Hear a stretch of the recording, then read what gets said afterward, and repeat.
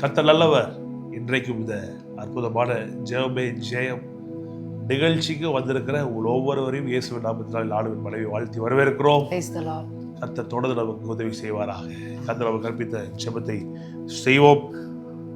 பரிசுத்த ஆவியானவர் நமக்கு உதவியாய் எப்போதும் இருக்கிறார். அவருடைய வார்த்தையின்படியே, அவருடைய வல்லமையின்படியே வாழ்க்கையில அற்புதங்கள் நடப்பதாக. ஜெபம். பரமண்டலங்களில் இருக்கிற எங்கள் பிதாவே, உம்முடைய நாமம் பரிசுத்தப்படுவதாக, உம்முடைய ராஜ்யம் வருவதாக, உம்முடைய சித்தம் பரமண்டலத்திலே செய்யப்படுகிறது போல பூமியிலேயும் செய்யப்படுவதாக. எங்களுக்கு வேண்டிய ஆகாரத்தை இன்று எங்களுக்கு தாரும். எங்கள் கடனாளிகளுக்கு நாங்கள் மன்னிக்கிறது போல எங்கள் கடன்களை எங்களுக்கு மன்னியும். எங்களை சோதனைக்குட்பட பண்ணாமல் தீமை என்று எங்களை ரட்சித்துக் கொள்ளும். ராஜ்யமும் வல்லமையும் மகிமையும் என்றென்றைக்கும் உம்முடையதே. ஆமென். பதிலில் வாசிக்கிறோம். நம்முடைய கர்த்தராகிய இயேசு கிறிஸ்துவின் தேவனும் மகிமையின் பிதாவானவர் தம்மை நீங்கள் அறிந்து கொள்வதற்கான ஞானத்தையும் தெளிவையும் அளிக்கிற ஆவியை உங்களுக்கு தந்தரல வேண்டும் என்றும், தாம் நம்மை அழைத்ததினாலே நமக்கு உண்டா இருக்கிற நம்பிக்கை என்னதென்றும், பரிசுத்தவான்களிடத்தில் தமக்கு உண்டா இருக்கிற சுதந்திரத்தினுடைய மகிமையின் ஐஸ்வர்யம் என்னதென்றும், தாம் கிறிஸ்துவை மரித்தோழ்ந்து எழுப்பி அவரிடத்தில் நடப்பித்த தமது பலத்த சத்துவத்தின் வல்லமையின்படியே விசுவாசிக்கிறவர்களாகிய நம்மிடத்தில் காண்பிக்கும் தம்முடைய வல்லமையின் மகா மேன்மையான மகத்துவம் என்னதென்றும் நீங்கள் அறியும்படிக்கு அவர் உங்களுக்கு பிரகாசமுள்ள மனக்கங்களை கொடுக்க வேண்டும் என்றும் வேண்டிக் கொள்ளுகிறேன். பிதாவே, நன்றி செலுத்துகிறோம். இயேசுவின் நாமத்தால் ஜெபிக்கிறேன் ஆண்டவரே. ஸ்தோத்திரிக்கிறோம், ஸ்தோத்திரிக்கிறோம். நீ நல்ல நன்மைகளை சேகரிப்பதற்கு நமக்கு நன்றி பிதாவே. ஸ்தோத்திரம். இயேசுவின் ரத்தத்தை கையில் ஏந்தி கொண்டு உம்மிடத்துல நீதிமான்களாக உம்முடைய பிள்ளைகளாக வந்து இருக்கிறோம். இயேசுவின் ரத்தத்தினால கழுவப்பட்ட ஆண்டவர் நீதிமான்களாக எங்களை மாற்றினீரே. நமக்கு கோடி ஸ்தோத்திரம். நன்றி பிதாவே. ஸ்தோத்திரம். இந்த நேரத்திலையும் இந்த ஜெபமே ஜெயம் ஜெப கொடுகையில் எங்கள் எல்லாரையும் ஒன்றிணைத்த கிருபைக்கு நமக்கு நன்றி. ஒரு மனமாய் நோக்கி பார்க்க செய்த கிருபைக்கு நமக்கு நன்றி ஆண்டவரே. ஸ்தோத்திரம். உடைய பிரசனத்தால் நிரப்புவீராக. உடைய வார்த்தையை கொண்டு எங்களோட பேசுவீராக, பலப்படுத்துவீராக. தொடர்ந்து உடைய ஆளுகைக்கு நாங்கள் இந்த ஜெப நேரத்தை அர்ப்பணிக்கிறோம். இயேசுவின் நாமத்தினால் ஜெபிக்கிறேன் ஜீவனுள்ள நல்ல பிதாவே. ஆமென், ஆமென், ஆமென். பரிசுத்த ஆவியானவரே, நாங்கள் இயேசு நாமத்தில் வாழ்த்தி வரவேற்கிறோம். ஆமென். உம்முடைய ஆலோசனைகள், உம்முடைய வழிநடத்துதல் எங்களுக்கு உண்டாகட்டும். ஆமென். ஹல்லேலூயா, ஹல்லேலூயா, ஹல்லேலூயா, ஹல்லேலூயா. சரி சொல்லுவோம். ஹல்லேலூயா, ஹல்லேலூயா. பாருங்க, இன்னைக்கு February 14th. நமக்கு என்ன கேட்டீங்களா? வேதம் சொல்லுகிற நாட்களை விசேஷித்துக் கொள்கிறோம் கர்த்தருக்கு என்று விசேஷித்துக் கொள்கிறோம். கொஞ்சம் அநியாயமா இல்லை? இந்த நாளுமா கர்த்தருக்கு விசேஷித்துக் கொள்றது? நான் சொல்றேன், ஒவ்வொரு நாளும் கர்த்தருக்கு என்று விசேஷித்துக் கொள்வது நல்லது. வேலண்டைன்ஸ் டே, லவர்ஸ் டே, காதலர்கள் தினம் அப்படின்னு உலகத்தில் நிறைய காரியங்களை சொல்றாங்க. நான் சொல்கிறேன் பாருங்க, ஒவ்வொரு திருமணமும் கர்த்தர் ஏற்படுத்தி கர்த்தர் கொடுத்த பெரிய ஈவு கிஃப்ட் என்று கணவன் மனைவி ரெண்டு பேரும் என்ன பண்ணணும்? உணரணும். இது மாதிரி நாட்கள் வரும்போது கணவன் மனைவி அதை சந்தோஷமாய் செலிப்ரேட் பண்றது தப்பே கிடையாது. வெக்கமா வருதா? இன்னும் வெக்கப்படுறதுக்கு சில காரியங்களை செய்ய போகிறோம். Happy lovers day to my dear wife. அதுல ஒரு you can pull it and see what's written there. Okay. Thank you. Love you too. பாருங்க, a small gift, a small surprise. Can surprise இருப்பது? ஆமா, surprise. Will make your family, the married life more spicy. ரொம்ப நல்லா இருக்கும் life. எல்லாரும் commitments, நிறைய கமிட்மெண்ட்ஸ்குள்ளே இருக்கிறோம். நிறைய காரியங்களை நம்ம லைஃப்பில் சந்திக்கிறோம், பார்க்குறோம். ஆனாலும் இது எல்லாவற்றுக்கும் மேலாக கர்த்தருடைய வார்த்தை, கர்த்தருடைய மகா பெரிய தயவு என்ன பண்ணுதுன்னா, நம்ம ஒவ்வொருவரையும் நம்முடைய திருமணத்தில், நம்முடைய வாழ்க்கையில் இன்னும் பல படிகள் முன்னேற உதவி செய்கிறது. தேவனுடைய தயவும் தேவனுடைய இரக்கமும் திருமணத்தில் உண்டாகும் போது அங்கே பிரிவினையே வராது. இந்த மாதிரி நாட்கள் எல்லாம் செலிப்ரேட் பண்ணணும். அது திருமணம் ஆகாதவர்கள், அதை நான் அதை ஒரு நாள் என்கரேஜ் பண்ணுறது கிடையாது. கர்த்தர் உங்களுக்கு வைத்திருக்கிற பார்ட்னருக்காக வெயிட் பண்ணணும், உண்மையாக வெயிட் பண்ணணும், செபிக்கணும். திருமணமானவர்கள் அவர் சொல்கிற பாருங்க, உங்கள் லைஃப் அவ்வளோதான், எல்லாம் முடிஞ்சு போச்சு, 2 பிள்ளைய வந்துட்டப்போ 10 வருஷம் ஆச்சு, என்ன பண்ணக்கூடாது, போயிடக்கூடாது. ஒவ்வொரு நாளும் நமக்கு புதியதாக இருக்கிறது என்பதை பார்க்கணும். ஒவ்வொரு நாளும் செலிப்ரேட் பண்ணணும். ஒவ்வொரு நாளும் நாட்கள் ஆக ஆக அப்போதான் இன்னும் ரொமான்ஸ் ஜாஸ்தி ஆகணும், இன்னும் காதல் ஜாஸ்தி ஆகணும். என்னப்பா சங்கீதம் 112 ஆஸ்தி மைசூரியம் பேசுறதை விட்டுட்டு வேற ஏதாவது பேசுறிய அப்படின்னு நினைக்கக்கூடாது. இன்னைக்கு ஸ்பெஷல் எபிசோட் ஆஃப் ஜெயமே ஜெயம், காதலர் தினம் ஸ்பெஷல். காதலே எதற்குள்ளாய் பவுண்ட் எல்லைக்குட்பட்டிருக்கணும்னா திருமணத்துக்குள்ளாக. திருமணத்துக்கு வெளியே தவறு. கர்த்தர் அதை ஒரு நாள் அங்கீகரிக்க மாட்டார். திருமணம் ஆகும் வரைக்கும் பொறுமையாக இருக்கணும், காத்திருக்கணும். திருமணம் ஆனதுக்கு பிறகு அந்த பார்ட்னர்ஸ்க்கு இடையே மட்டும் தான் என்ன பண்ணணும், இந்த காதல் மற்றுமாய் எல்லாமே அவர்கள் இருவருக்கு இடையே மட்டும்தான். இது ரொம்ப புனிதமானது. வேதம் எவ்வளோ அழகாக சொல்லுது பாருங்க. நீதிமொழிகள் 5ஆம் அதிகாரம் 18. இதெல்லாம் இருக்கும்போது தான், சரியா இருக்கும்போது தான் கர்த்தர் கொடுக்குற ஆஸ்தி ஐஸ்வர்யெல்லாம் என்ன பண்ணும், வரும். அதை ஒழுங்கா பயன்படுத்த முடியும். நீதிமொழிகள் 5:18. ஊற்றுக்கண் ஆஸ்வதிக்கப்படுவதாக, உன் இள வயதின் மனைவியோட மகிழ்ந்திரு. பாருங்க, உன் ஊற்றுக்கண் ஆஸ்வதிக்கப்படுவதாக. May your fountain be blessed and may you rejoice in the wife of your youth. மகிழ்ந்திரு, அவளே நேசிக்கப்படத்தக்க பெண்மானும் அழகான வரையாடும் போல் இருப்பாளாக. அவர் எவ்வளோ போட்டிருக்கு பாருங்க. அவளே நேசிக்கப்படத்தக்கவள் போற்று, அவளுடைய நேசத்தால் எப்பொழுதும் மயங்கி இருப்பாயாக. ஒவ்வொரு கணவனுக்கும் கடவுள் கொடுத்துருக்கிறது என்ன, ஒரு இளவயதின் மனைவியிலே மகிழ்ந்துரு. பாருங்க, எனக்கு 24 வயதுல எனக்கு திருமணம் ஆச்சு. இப்போ எனக்கு 34 வயசு ஆச்சு. அடுத்த 10 வருஷத்துல 44 ஆகும். அடுத்த 20 வருஷத்துல 54 ஆகும். அப்படியே நாட்கள்லாம் போகும். ஆனால் இள வயது மனைவியோடு என்ன பண்ணணும், மகிழ்ந்திருக்கணும். அப்ப கண்ணு வேற அங்கேயும் என்ன பண்ணக்கூடாது, போகக்கூடாது. கேரளா பக்கம் போகக்கூடாது, கர்நாடகா பக்கம் போகக்கூடாது, ஆந்திரா பக்கம் போகக்கூடாது. என்ன பண்ணணும், தமிழ்நாட்டில் கூட வேற எந்த பக்கமும் போகக்கூடாது. கண் எப்போதும் எங்கே தான் இருக்கணும், இங்கே மட்டும் தான் இருக்கணும். எப்படி எழுதியிருக்கு பாருங்க, அவருடைய நேசத்துல மயங்கி இருக்கணுமா. என்ன பண்ணணும், 5:19 கடைசி பகுதி, அவருடைய நேசத்தால் நீ எப்பொழுதும் மயங்கி இருப்பாயா. இன்டாக்சிகேட்டட்னு போட்டிருக்கு. அப்படின்னு என்னன்னா, ஒருத்த சரக்கு அடிச்சுட்டு மதுபானம் குடிச்சிட்டு அப்படியே மயங்கி இருக்கிறத இதை விட மனைவியோடைய நேசத்துல எப்படி இருக்கணுமா, ஒருத்தர் தண்ணியை குடிச்சிட்டு மயங்கிறதான வச்சுருங்க. அவன் குடிச்சது ஃபஸ்ட் தண்ணி கிடையாது. தண்ணி குடிச்சா மயக்கம் வராது. மயக்கம் வர மாதிரி ஏதாவது குடிச்சாதான் என்ன வரும், மயக்கம் வரும். அப்போ மயங்கிருன்னு போட்டிருக்கலாம். அப்போ மனைவி என்ன பண்ணணும், நேசிக்கணும், மயக்கணும், நேசத்தால மயக்கணும். அதனால சொல்றேன், ஒவ்வொரு வீட்லேயும் புத்தி உள்ள பெண்களாய் மனைவி இருக்கும்போது கணவனுக்கு அவருடைய மனது வேற எந்த பக்கம் என்ன பண்ணாது, போக வாய்ப்பே கிடையாது. அழகா எழுதப்பட்டிருக்கு பாருங்க, அவளே நேசிக்கப்படத்தக்க பெண்மான், நீ எப்போது மயங்கி இருப்பாயாக. மனைவியெல்லாம் இதுக்காக வேலை செய்யணும். கொஞ்சம் எப்போது என்ன பண்ணணும், மயங்கி இருக்கணும். யாரு, கணவன். மற்ற ஆண்களை மயக்குவதற்காக கடவுள் உங்களுக்கு அழகை கொடுக்கல, பெண்களுக்கே கடவுள் அழகை கொடுத்துருக்காரு. ஆண்கள் பார்க்கும்போது கவருகிற விதத்துல கடவுள் அவர்களை உருவாக்கி இருக்கிறாரு.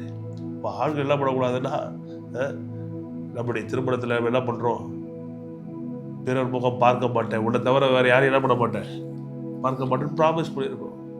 அப்போ மற்ற பெண்களை நம்ம இச்சிக்க கூடாது. அது மற்ற பெண்களுக்கு அவருடைய கடவுளை ஈர்ப்பதற்காக கர்த்தர் அவர்களுக்கு கொடுத்தது.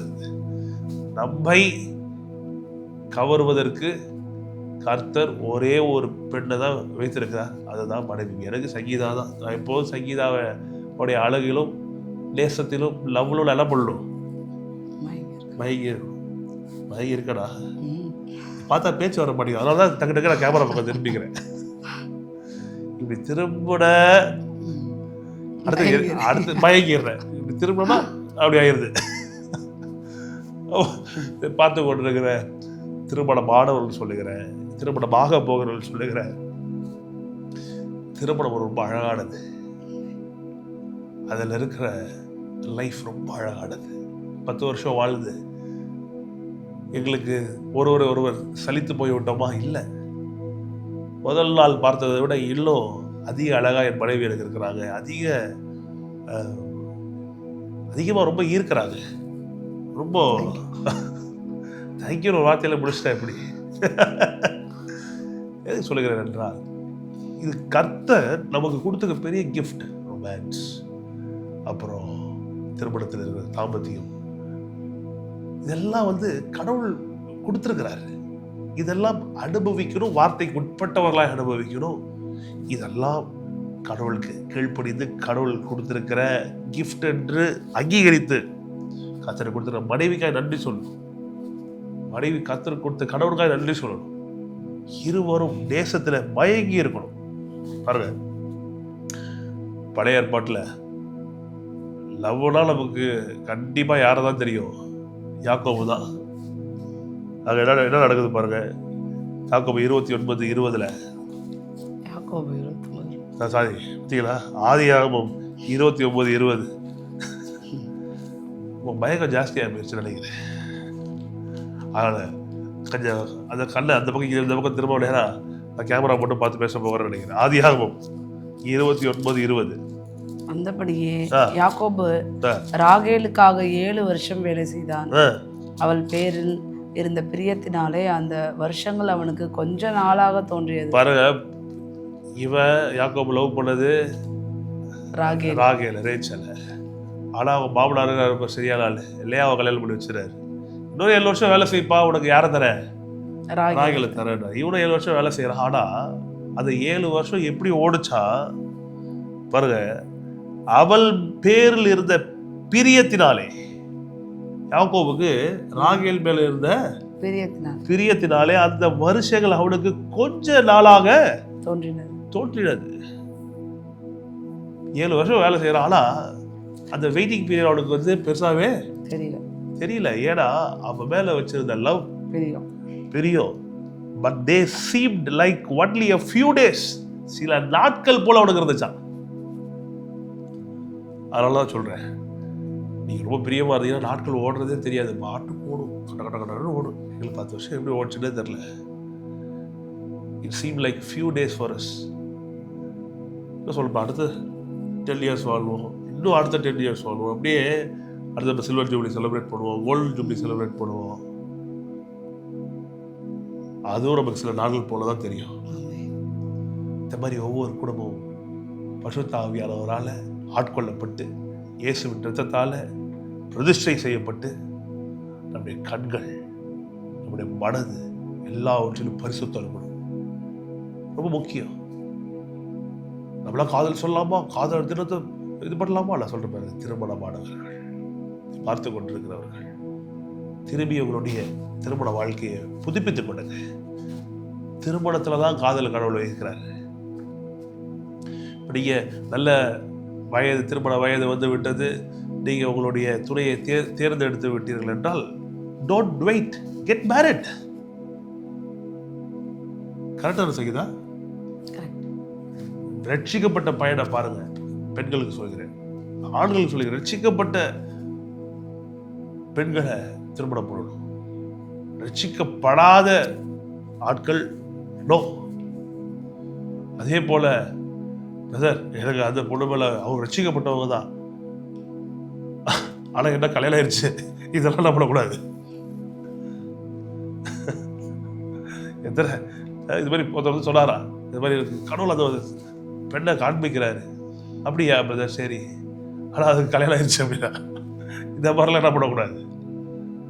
கர்த்தர் பாருங்க, மனைவியை நேசிக்க தவறணும்னா அந்த இடத்த பிசாசு என்ன பண்ணிடுவான், வேற ஒரு ஆளை வைத்து நிரப்ப முற்படுவா, விழுந்து விடுவீங்க. அதனால தான் ஆண்களுக்கு விசேஷமாக சொல்லுகிறேன், எப்பொழுதும் ஒரு மனைவியை நேசிக்கணும், நல்ல வார்த்தைகளால் அவளை புகழணும். ஏனென்றால் மனைவியிடம் அன்பாய் பேச கற்றுக்கொள்ளணும், நல்லா பழகணும்.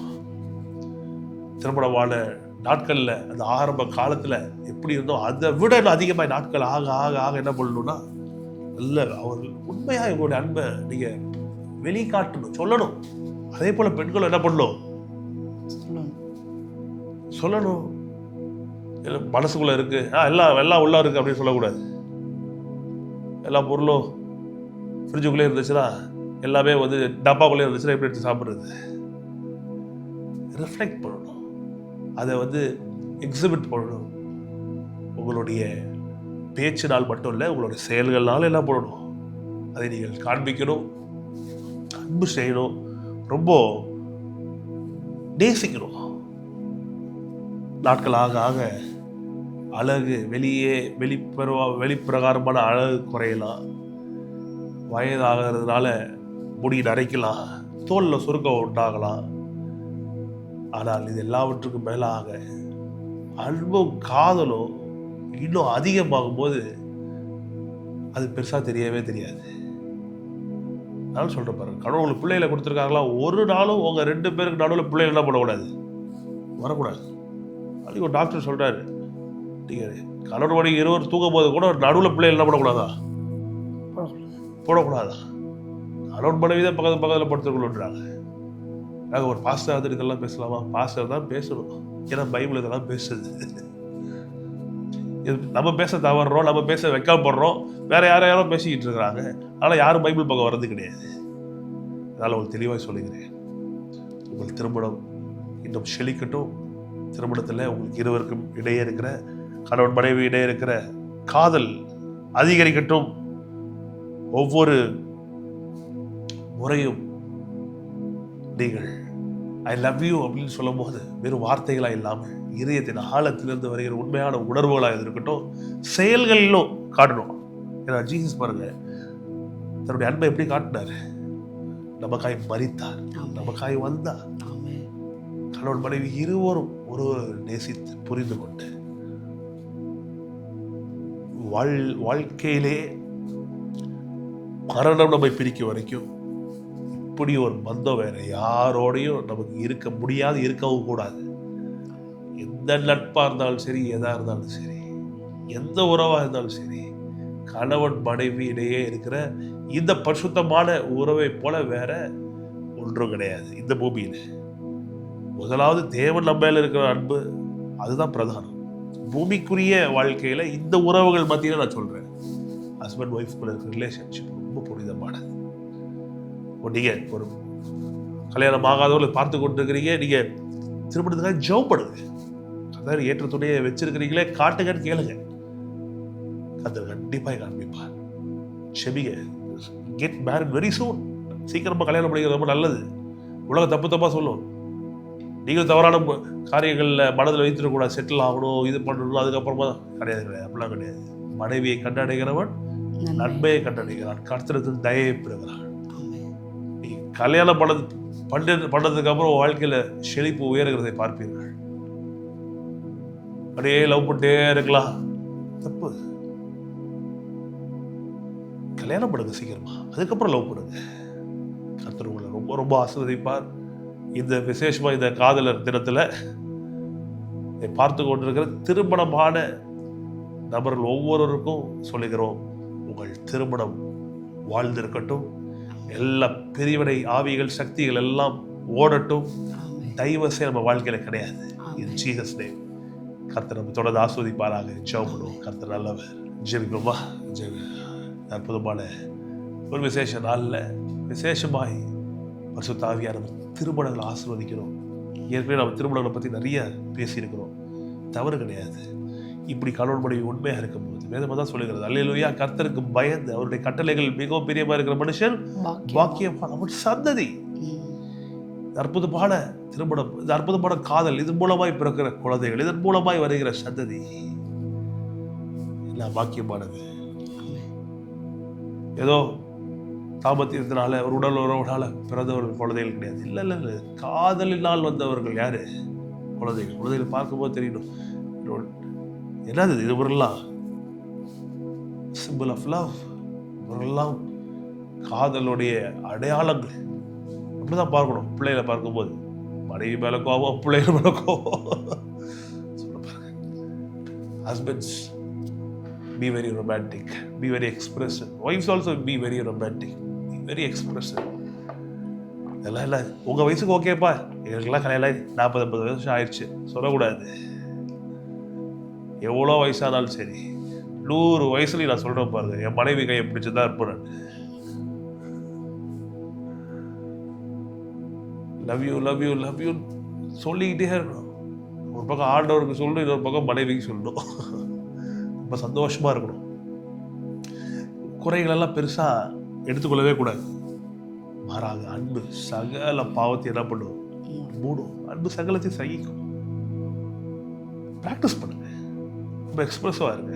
நான் பெரிய எக்ஸ்பிரஸ் பண்ற டைப் இல்லைன்னு சொல்லக்கூடாது. கத்துக்கணும். எல்லாரும் தெரிந்து பிறகுறது கிடையாது. எல்லாம் நாம் கத்துக்கிறோம்.